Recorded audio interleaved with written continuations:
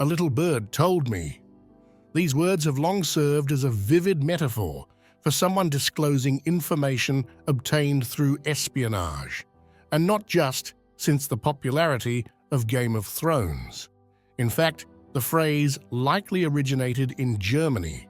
The oldest known document containing it is German, the verse epic Ruodlieb, dating from the 11th century.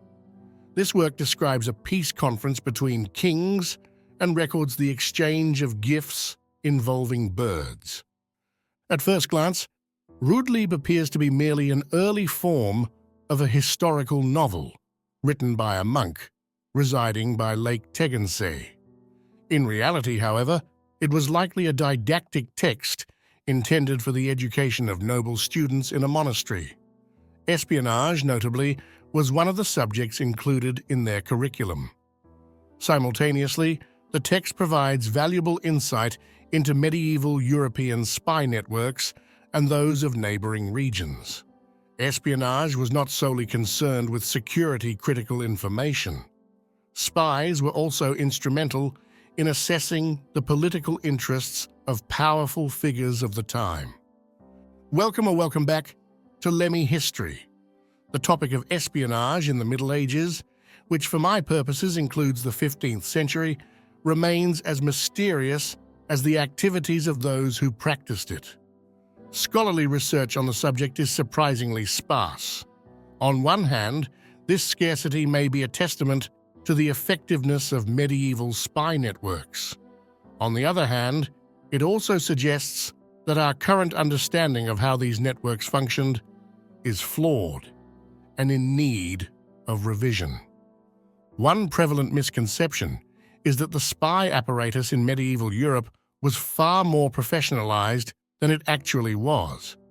In reality, such structured systems only began to emerge in England and France during the second half of the 15th century. By contrast, Germany, the Iberian Peninsula, and Italy were already 200 years ahead in terms of development in this area. Even so, Christian rulers in these territories lagged significantly behind their counterparts in the Byzantine Empire and the Muslim world. For example, encrypted letters did not gain widespread use in Europe until the 15th century, whereas Muslim and Byzantine states had already been using encryption for more than 500 years. Yet this did not always confer an advantage. At the beginning of the 13th century, for instance, the Byzantine Emperor Alexios III was well aware, thanks to his spies, that the Christian Crusade expedition assembled in Venice had run out of funds before its departure. However, he failed to anticipate that his nephew would persuade the crusading army to sail to Constantinople instead of Egypt by making extravagant financial promises. History is filled with such moments of intelligence failure. Spies managed to preserve Richard III's crown, and likely his life, during the Buckingham Rebellion. Nonetheless, the last Yorkist king grew increasingly distrustful of them, especially when they failed to intercept letters sent from England to his enemies on the continent. As a result, he reduced funding for his espionage efforts, a move that left his agents unable to determine Henry Tudor's landing location. This lapse gave Tudor's supporters crucial time to rally forces in Wales without interference.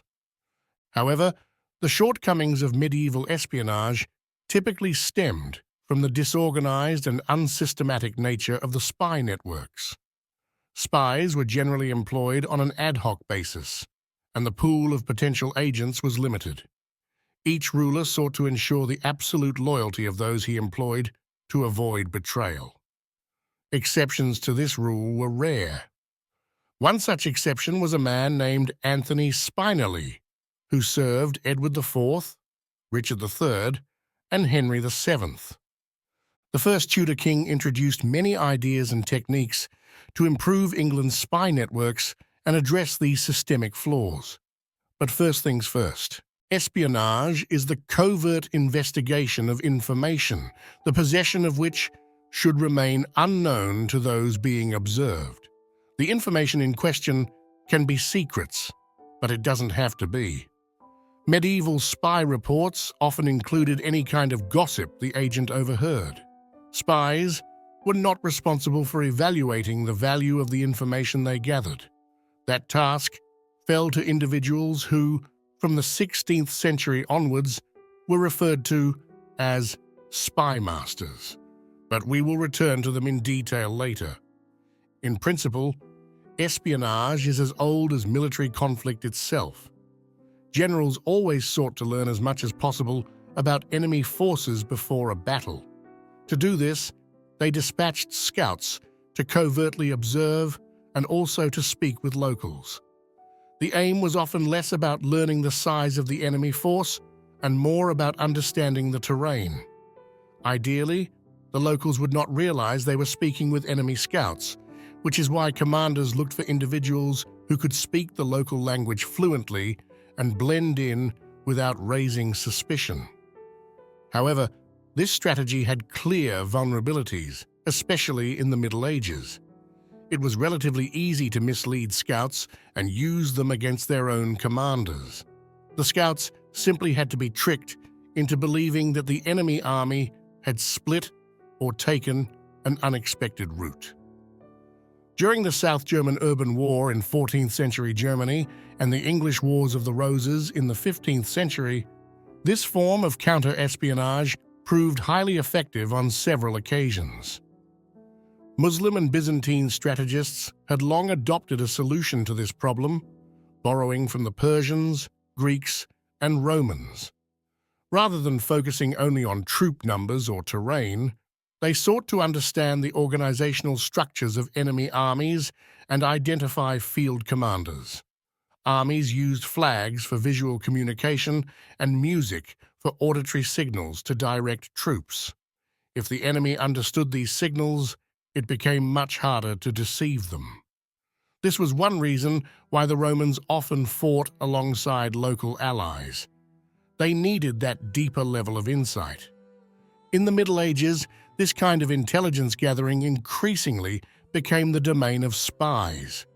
Religious hostility made it difficult to rely on local allies, particularly in Christian-Muslim conflicts, where cooperation was nearly impossible due to deep animosity. This shift had two major consequences. First, espionage activity surged during wartime as the demand for information grew. Second, there arose a need for more detailed intelligence.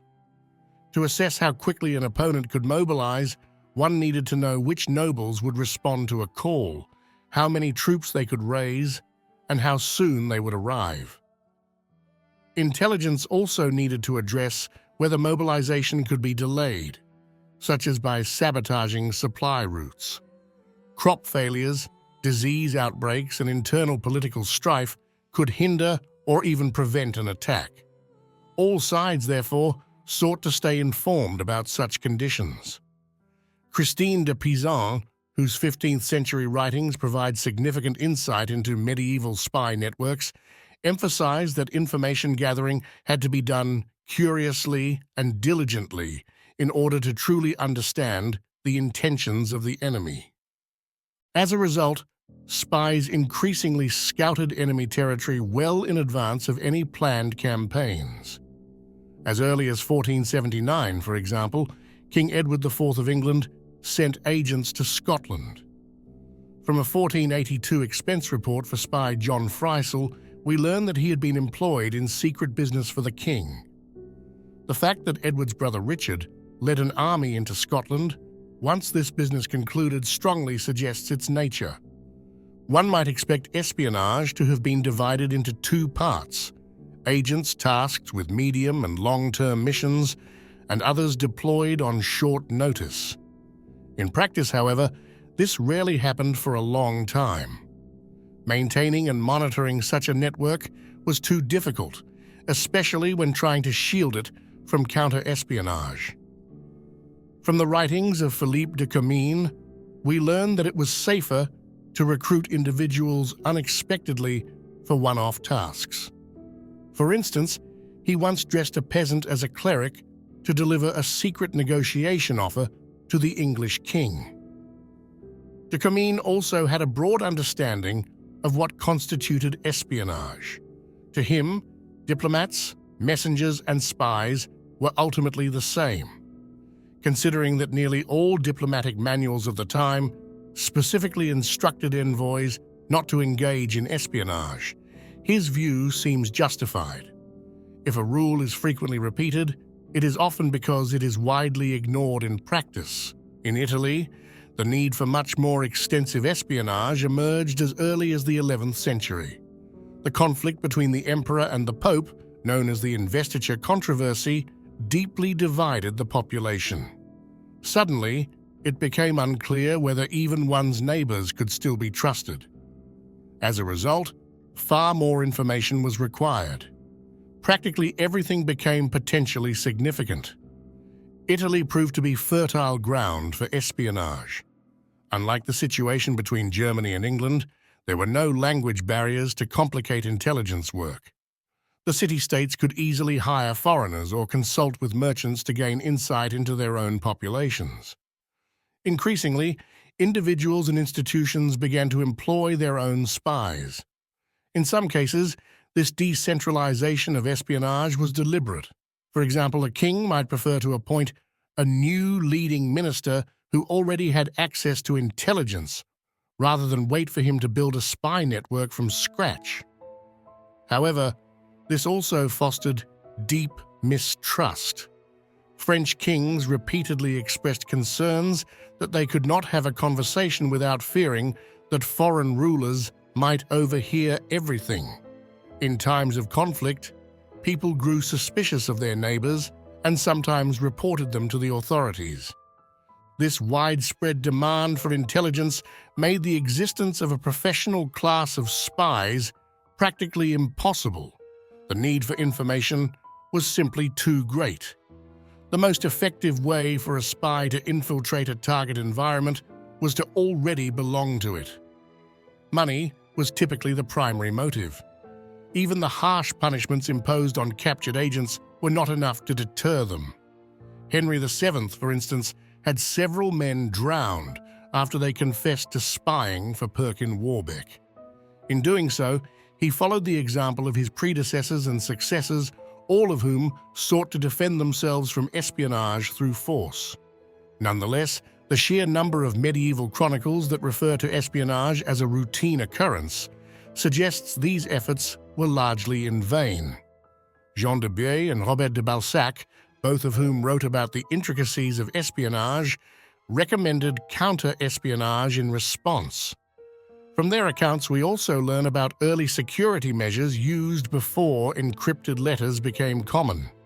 These included special handshakes and coded greeting phrases, though these methods were probably not very difficult to decipher. Over time, however, people increasingly realized that much of the necessary information could be accessed without relying on traditional spies.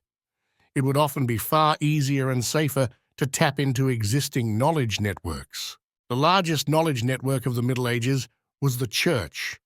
Priests, monks, nuns, and other clergy could read and write. Monasteries not only housed large libraries, but also functioned as centers for the duplication of books. Clerics were in constant contact with counterparts from other countries through pilgrimages or special missions. Multilingualism was common. Many individuals known to have played key roles in espionage had ecclesiastical backgrounds. In France, for example, Angelo Cato entered the priesthood after the death of his wife and eventually became archbishop under King Louis XI. He was fluent in Italian, Latin, and French. His surviving correspondence reveals that he maintained extensive contacts across Europe. In England, kings frequently appointed clergy as chancellors. Hubert Walter, William Longchamp, Lord Scrope of Bolton, Henry Beaufort, Robert Stillington, and John Morton are among the prominent examples. Under the Tudors, Thomas Wolsey rose to become both cardinal and chancellor, in part because the Archbishop of York maintained a far-reaching intelligence network that proved immensely useful to Henry VIII.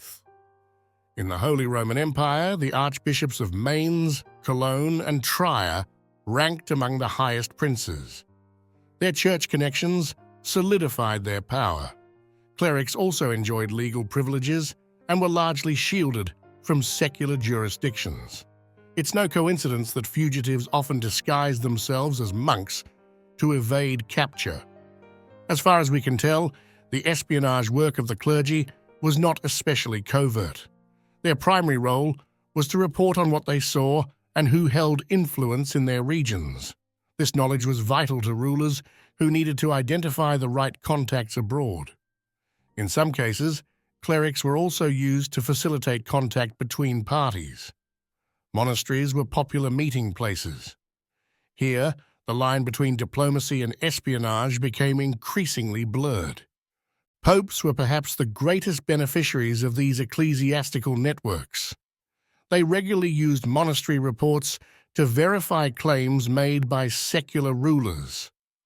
In Rome, envoys often found that the papal leadership had access to better and more current information about their homelands than they did themselves. Ecclesiastical archives became highly coveted, especially by kings and emperors traveling to Italy. The guardians of these archives occasionally made a name for themselves by selling sensitive material to the highest bidder. The second major knowledge network consisted of merchants, and here the German-speaking world was particularly significant. The Hanseatic League was an ideal conduit for gathering intelligence. Hanseatic companies were usually small, comprised of family members and close associates scattered across the North Sea and Baltic Sea regions and into the hinterland. Over time, the Hanseatic area expanded as far west as Cologne. The League traded with Belgium, England, France, Denmark, Norway, and, when seasonal conditions allowed, even Russia. Abroad, Hanseatic merchants operated out of dedicated offices. They had first-hand knowledge of many regions and maintained contact with merchants from across Europe. We possess a rich documentary legacy from the Hanseatic League, including correspondence among members and communications with kings, emperors, princes, and church leaders. The Lübeck City Council, long the League's administrative head, left behind especially valuable records about the flow of information. Any detail the council deemed important was sent as a blind copy to other major cities. Internally, the League regularly exchanged updates about conditions in its member cities, well beyond economic matters. Politics, too, were a major topic. Names were sometimes shared, such as that of Johann Hollemann, who led a rebellion against the Bremen mayors in 1366. The League declared him and his supporters outlaws and informed multiple sovereigns. By that time, however, Hollemann was already infamous across Hanseatic cities for piracy, dating back to 1350. The League's informal communication network had long flagged him as a threat. When relations with the Holy Roman Emperor were peaceful, the Hanseatic League acted as an intermediary. Sigismund, for instance, received an explanation of how trade operated in Italy. This also revealed the League's collaboration with Mediterranean merchants to facilitate both imports and exports. Abroad, the League not only financed operations, but also shared intelligence. In 1470, Edward IV, then in exile, received Hanseatic support. The League advised its emissaries where Edward could obtain ships and noted that key ports were under enemy control. When Margaret of York sought German mercenaries for Lambert Simnel's rebellion, Hanseatic cities learned of it within weeks. Still, the most valuable form of information, regularly sought by monarchs, was economic. Who had payment problems? Knowledge of royal or princely financial troubles proved invaluable. The Hanseatic League demonstrated time and again why. Impoverished rulers were easier to bribe, and they could also be outbid, such as when purchasing ships. Merchants from other countries developed comparable systems, adapted to their capacities. Italian cities like Venice and Genoa rose to power in the High Middle Ages thanks to their naval strength. They deliberately cultivated relationships with the Muslim world to better understand it. In the late Middle Ages, merchant networks were augmented by a key component: bankers. Banks became increasingly crucial in securing and expanding trade routes. Information sharing between merchants and bankers was common. Banks used data from borrowers' experiences to assess new trade destinations, while merchants provided on-the-ground intelligence. This explains why families like the Medicis and the Fuggers had such an accurate view of conditions across Europe. Their business partners kept them well informed. The third and final major knowledge network emerged during the High Middle Ages, but gained prominence only in the late Middle Ages: the academic world. Universities began appearing across Europe, with Italy leading the way, particularly in law, theology, and medicine. Early curricula were not yet divided by subject, but were based on the 7 liberal arts, which combined language and rhetoric with mathematics and science. The limited number of universities meant that student bodies were highly international. German scholars, in particular, studied in large numbers in Italy. When they returned, they brought both advanced knowledge and rich foreign contacts. Doctors became especially valuable for espionage. They could report on the health of key individuals. Under Louis XI, France employed several doctors from the English court. The most famous is probably John Argentine, known for attending the princes in the Tower. Another was Dominic de Serrego, who served Edward IV and Elizabeth Woodville and corresponded regularly with Charles the Bold of Burgundy. After the Duke's death, Dominic seems to vanish from English records. Those familiar with the case sense what happened, but for now, the proof must wait. Revealing it would require saying more than I am ready to share at the moment. As previously hinted, the 15th century marked a period of significant transformation in espionage networks. One of the major drivers of this change was the invention of the printing press. The ability to reproduce books much more rapidly revolutionized the spread of information. Readability improved as well, making written materials more accessible, especially in academic circles. Whereas students had previously needed to travel to specific locations to consult rare manuscripts, it now became feasible to copy and distribute these texts more widely. This shift introduced new dimensions to espionage. Even printing output, what was being printed and how often, became of strategic interest. Internally, both princely courts and the church were concerned about subversive pamphlets and flyers that could incite unrest or challenge authority. Externally, printed books served as indicators of ideological trends and intellectual affiliations. For example, Henry VII had Christine de Pisan's work translated into English and printed, a move that attracted considerable attention abroad. The printing press also helps us trace contacts between spies. On multiple occasions, we find individuals in possession of identical editions from the same printer. Given that print runs in this period were relatively small, and printers typically moved on to new jobs after completing a commission, rarely revisiting previous works, this can indicate a shared connection. While it is always possible that individual books were resold or gifted, if a second link can be established between the persons involved, the shared printer, nicknamed here the spruce bark beetle, offers a credible clue to a covert relationship. Rulers had a complex relationship with the printing press.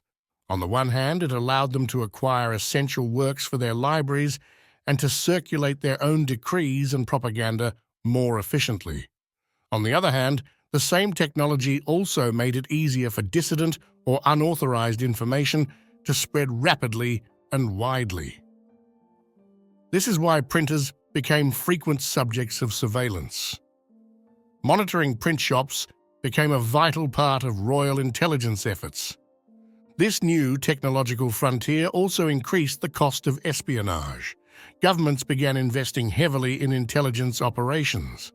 For example, the English Crown granted the Captain of Calais an annual budget of £104 for espionage purposes.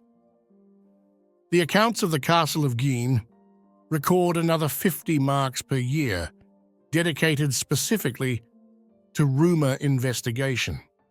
No English monarch of the 15th century spent more on espionage than Edward IV. He permitted sheriffs to withhold between £40 and £300 annually for the recruitment and payment of spies. In 1468 alone, he allocated a staggering £2,210 for certain secret things concerning the defence of the kingdom. His successor, Henry VII, was the first English king to truly grasp the value of maritime intelligence. He purchased a ship specifically to observe enemy fleets, which allowed him, for example, to learn of Perkin Warbeck's arrival in Ireland within a matter of days. Some rulers wanted to control their spies directly, but this was not the norm. Establishing and managing an effective espionage network was far too time-consuming.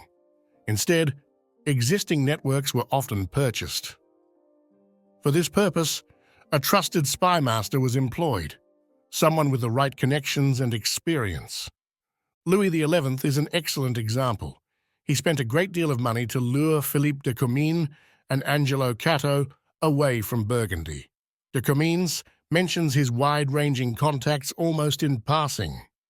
On one occasion, he feared for his life while accompanied by Englishmen wearing the badge of the House of Lancaster, as they found themselves surrounded by Yorkist forces. Cato, by contrast, was much more discreet. Scholars often lament how little concrete information we have about him.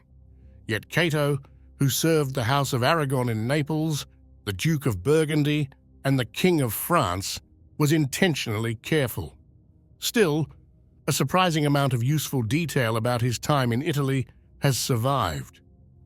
From the mid-1460s onward, Cato worked intermittently for the University of Naples following its reopening. By the 1470s, he was firmly associated with what we would now consider a medical faculty. Letters from this period show him arranging the acquisition of books for academic use. Dissatisfied with existing editions, he even had previously printed works reprinted.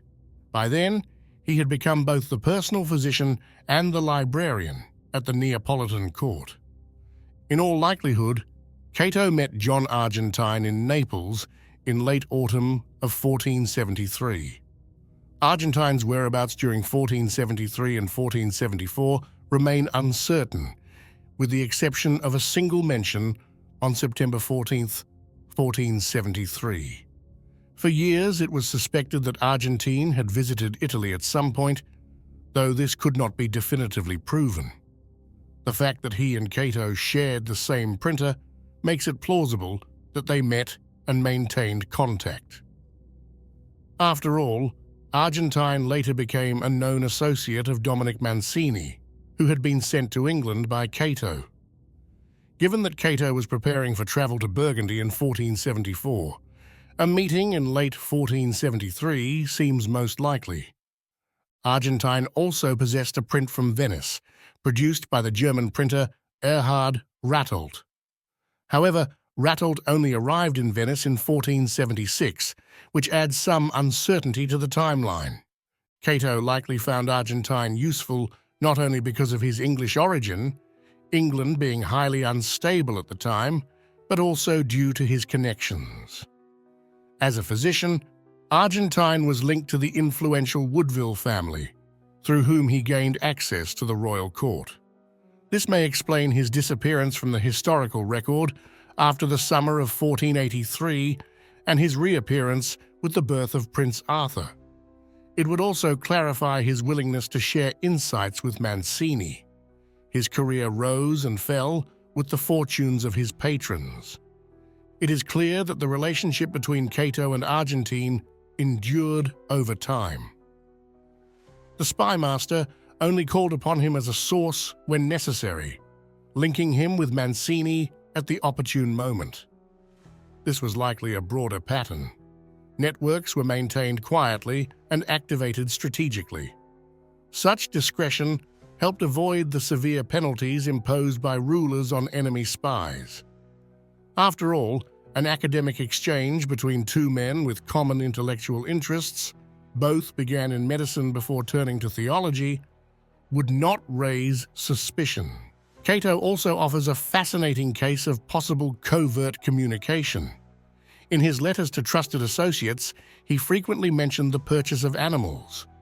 Intriguingly, these references often coincide with documented payments from Louis XI to foreign figures. This strongly suggests a basic form of code. However, I emphasize that this is my personal hypothesis, not an established scholarly consensus. Another insight comes from Cato's deep interest in astrology. In June of 1469, he wrote to Abbot Matteo dell'Aquila about an almanac he had published that year. Astrology, it seems, offered a convenient cover for sharing intelligence. Cato publicly claimed to leave the Duke of Burgundy's service because astrological signs foretold the Duke's impending military defeats which did, in fact, occur. But having traveled closely with the Duke, Cato would have had direct knowledge of his military readiness. In my view, astrology provided a respectable explanation for a decision rooted in espionage, sparing him from accusations of outright treason. What becomes clear is that during this period, espionage was rarely a full-time profession. Most spies did not consider it their primary occupation, but rather one of several roles they performed. In many cases, the term informant is even more accurate than spy. Even those tasked with more than mere observation, such as acts of sabotage, were not dedicated professionals. Some were adventurers, drawn by the thrill of secrecy and danger. Others acted out of personal motives, particularly revenge.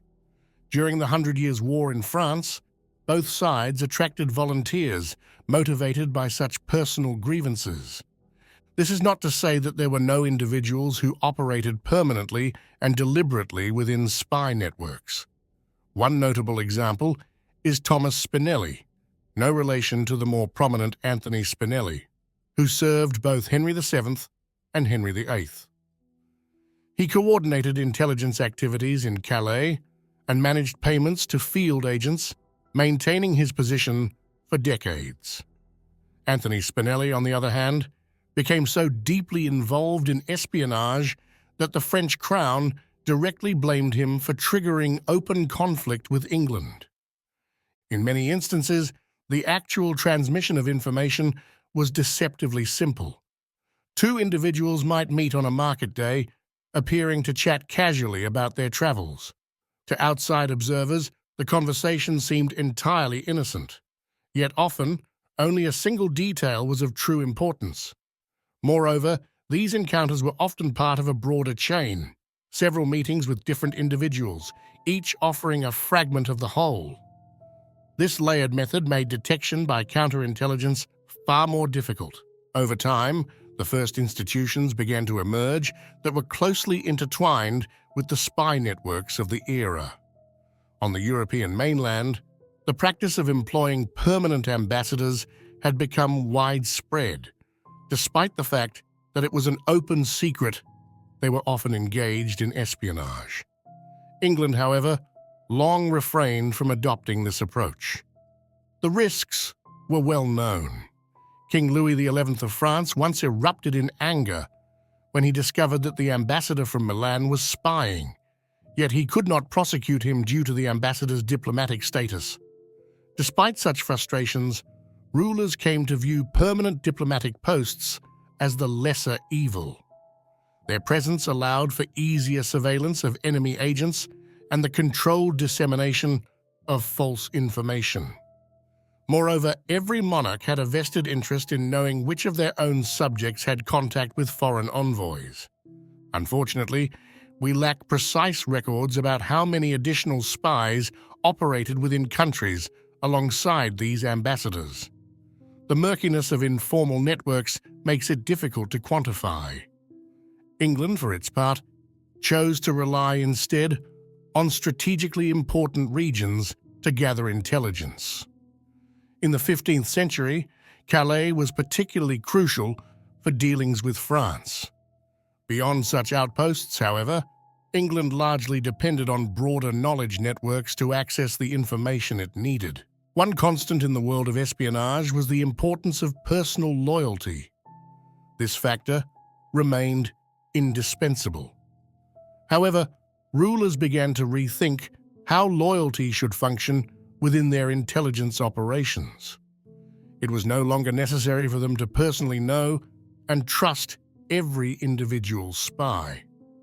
While such direct relationships still existed, they became less common. Instead, rulers increasingly focused on ensuring that their spy master was completely loyal to them. This loyalty could be secured in two primary ways. The first was through personal closeness or long-standing friendship. Richard Ratcliffe is a fitting example. He was entrusted with numerous covert actions under King Richard III. The two men had known each other for years, and Ratcliffe had several opportunities to betray the king, but never did. His unwavering loyalty made him suitable for highly sensitive tasks. Notably, he oversaw the execution of Anthony, Baron Rivers, Richard Grey, and Thomas Vaughan. The second approach, which often coincided with the first, involved creating a situation of absolute dependency. A spy master was made to owe everything to his ruler and to stand to lose everything if his master fell from power. Only the most skilled and politically savvy spy masters ever managed to rise above this precarious position. Robert Cecil, for instance, maintained a secret correspondence with King James of Scotland to secure the succession after the reign of Queen Elizabeth, the last Tudor monarch. He succeeded, elevating his status beyond that of a mere servant. Angelo Cato also survived the death of King Louis XI and went on to serve as a key advisor under Charles VIII. The Habsburgs offer a striking example of how financial control could be used to enforce loyalty. They relied heavily on their ambassadors, who were made economically dependent on the court. In some cases, the tactics were ruthless. The financial well-being of an ambassador's family back home depended on the diplomat's performance and compliance. This may explain why Habsburg ambassadors tended to report too much rather than too little. One group of people was particularly suited for espionage in the Middle Ages, and they were regularly employed for such purposes. This group consisted of women. Their role in espionage was emphasized in numerous contemporary accounts. Part of this was because women were often considered inconspicuous and seemingly harmless. However, due to their gender, they also possessed unique advantages that allowed them to obtain information in more intimate and private ways. Additionally, women were frequently responsible for the management of households, which often involved them in secret meetings or communications. In many cases, communication networks existed between women which could be leveraged for espionage. This was particularly true among the social elites. For instance, the ladies-in-waiting to a queen formed close relationships with both the queen and one another. They stayed in regular contact, and during times of crisis, these women were able to exchange ideas and pass on information. In wartime, letters between women often became one of the most reliable means of communication, allowing them to stay in touch and, at times, share intelligence with the other side. An example of this can be seen in the legendary correspondence between Margaret Beaufort and Elizabeth Woodville. They maintained contact through their shared physician, Louis Carlion, which enabled them to exchange valuable information during critical moments. I would have liked to explore the role of women in espionage more thoroughly, particularly whether legal considerations influenced the decision to use men or women for certain missions. Unfortunately, I was not able to access the relevant sources or conduct the necessary research at this stage. Overall, espionage in the Middle Ages was an ad hoc affair. Agents were activated when needed. They were not professionals in the modern sense. There were no long-standing espionage networks enduring across decades or centuries. The requirement of personal loyalty to a ruler made such continuity impossible. In response, existing knowledge networks were often tapped for intelligence. Over time, however, professionalization began to emerge, especially among those overseeing field agents. Even so, spy masters were not initially full-time operatives. Instead, they grew into their roles through the course of their broader careers. The invention of the printing press marked a turning point, revolutionizing older systems by making the dissemination of knowledge faster and more accessible. Thank you for watching. Please like and subscribe